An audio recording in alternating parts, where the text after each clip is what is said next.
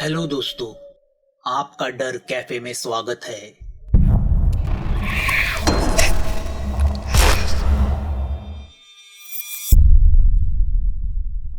पुष्कर कब्रिस्तान पहुंचता है। वह स्कूटर स्टैंड पे लगा के घड़ी में देखता है। घड़ी में 11:30 बज रहे हैं। वह चल के अंदर जाता है। दूर से उसे आग जलती हुई दिखाई देती है। वह फकीर मांत्रिक उसका इंतजार कर रहा है। उसके सामने एक सफेद कफन में लिपटी लाश पड़ी हुई है। मांत्रिक एक बार पुष्कर को देखता है और उसे बैठने का इशारा करता है और बोलता है, एक बार सोच लो, अभी वक्त नहीं गया। काले जादू से पाई गई हर चीज पे काली आत्माओं का साया मंडराता रहता है, जो तुम्हारी जिंदगी में मरते दम तक रहेगा और मरने के बाद तुम्हें जन्नत भी नसीब नहीं होगी। पुष्कर उसे देखता है। अब वह किसी भी सोच के बाहर चला गया था। उसकी जन्नत यामिनी की बाहों में थी। वो मांत्रिक से बोलता है, बाबा मुझे वह सब मंजूर है। अगर जिंदगी में कुछ पाना है तो कुछ खोना तो पड़ेगा ही। बूढ़ा एक बार उसे देखता है और कहता है, बाद में तुम मेरे पास आओगे तो मैं कुछ कर नहीं पाऊंगा। पुष्कर उस मांत्रिक के झुर्रियों से भरे चेहरे को देखता है और धीमी आवाज में बोलता है, ठीक है, मैं अंजाम भुगतने के लिए तैयार हूँ।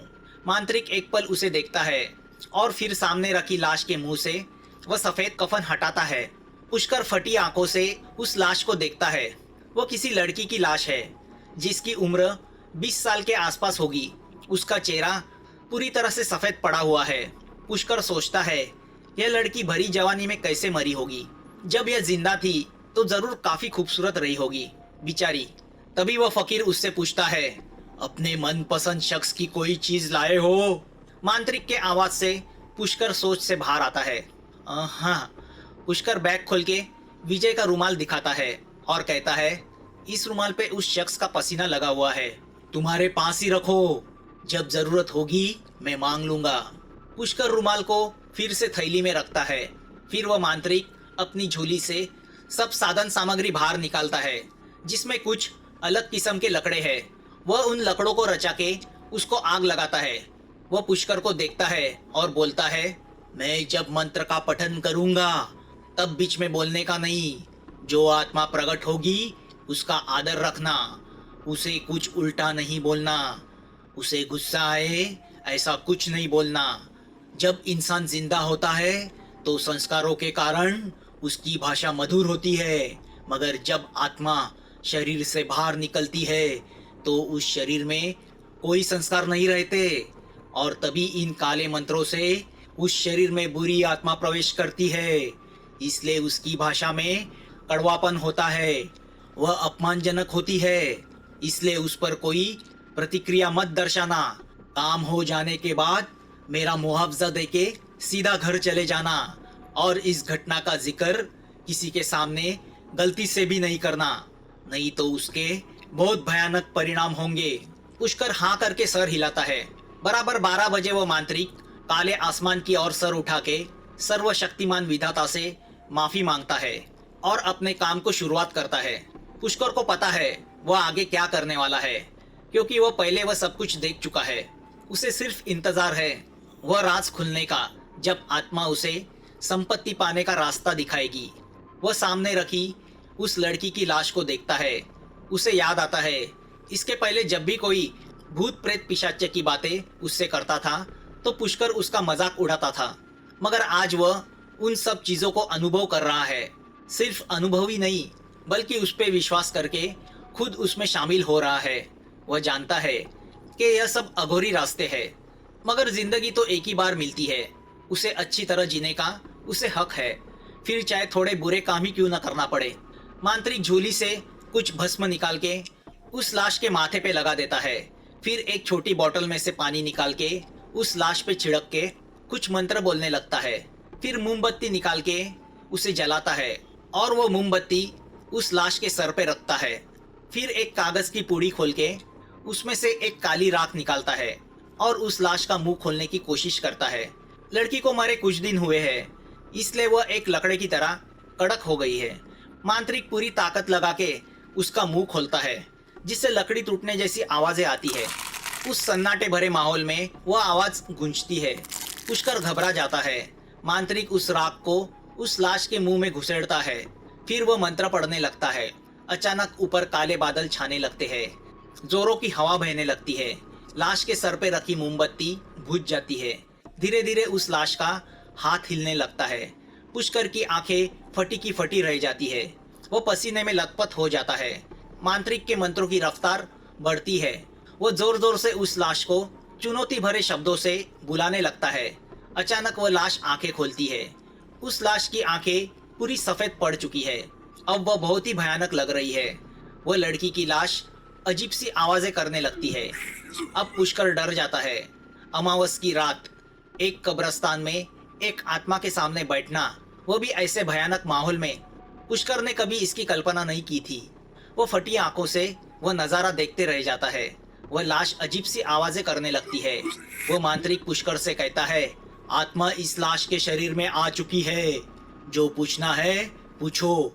पुष्कर डरते हुए बोलता है, मुझे मुझे मुझे धन प्राप्ति का रास्ता दिखाओ। मैं इतना धन चाहता हूँ जिससे मैं जिंदगी भर अमीरों की तरह रह सकूं।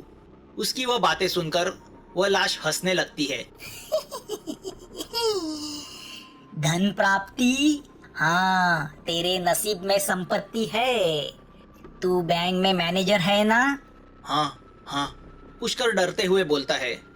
तेरे बैंक में बहुत सारे लोगों के खाते रहेंगे। उसी में एक खाता है काली प्रसाद यादव का। काली प्रसाद यादव? पुष्कर गहरी सोच में पूछता है।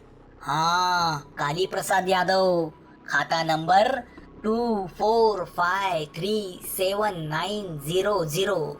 उसके खाते में 4 करोड़ पड़े हैं। 4 करोड़।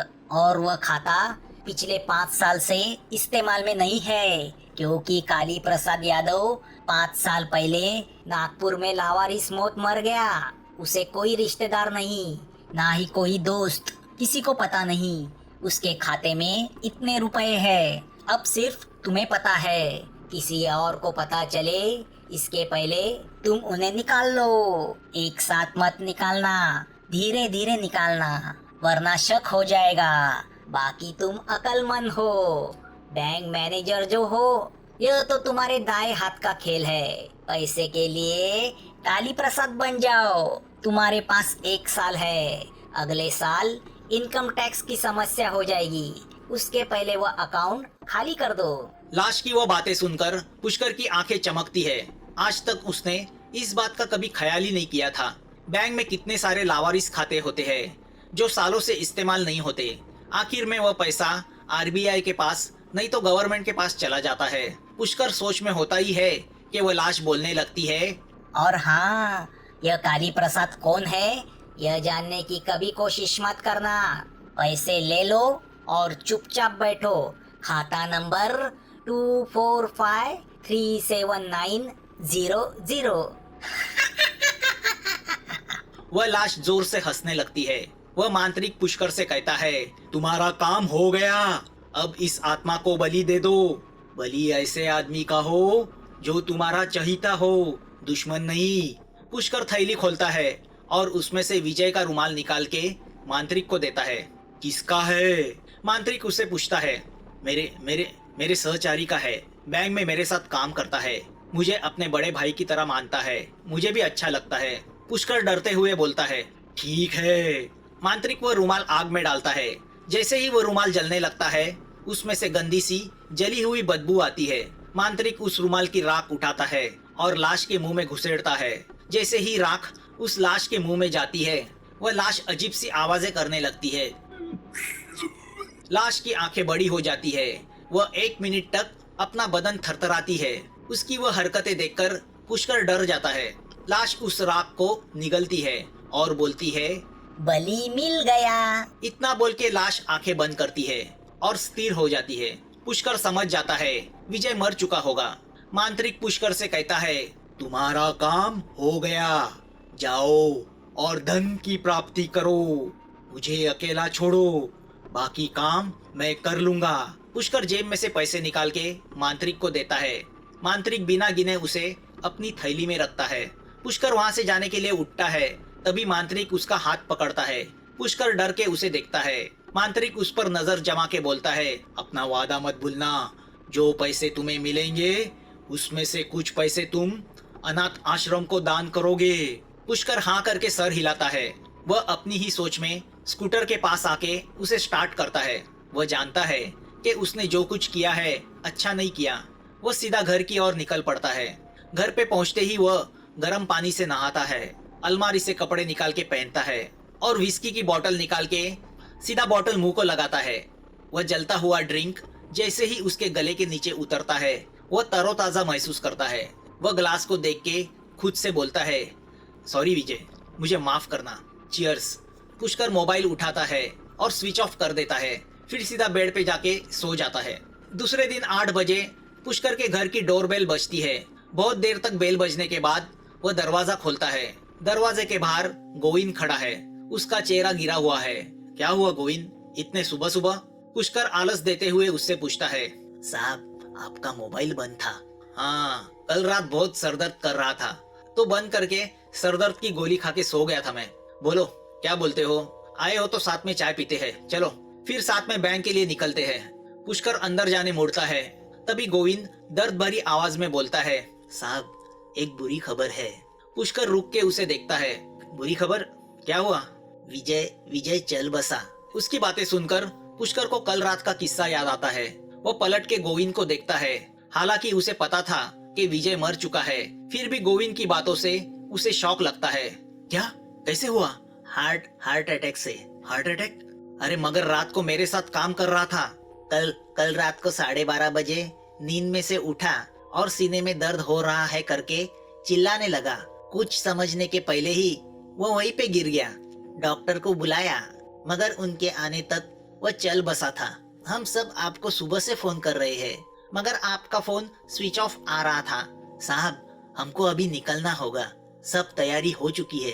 पुष्कर मन ही मन सोचने लगता है, आखिर मांत्रिक ने अपना काम कर ही दिया था। इस कहानी का अगला पार्ट जल्द आपके सामने आ जाएगा। अगर आपको यह कहानी अच्छी लगी हो तो प्लीज इस चैनल को सब्सक्राइब कीजिए। आपके कमेंट्स का हमें इंतजार रहेगा और नोटिफिकेशन के लिए बेल आइकन दबाना मत भूलना। जल्द मिलेंगे एक नए डर के साथ। Thanks for watching.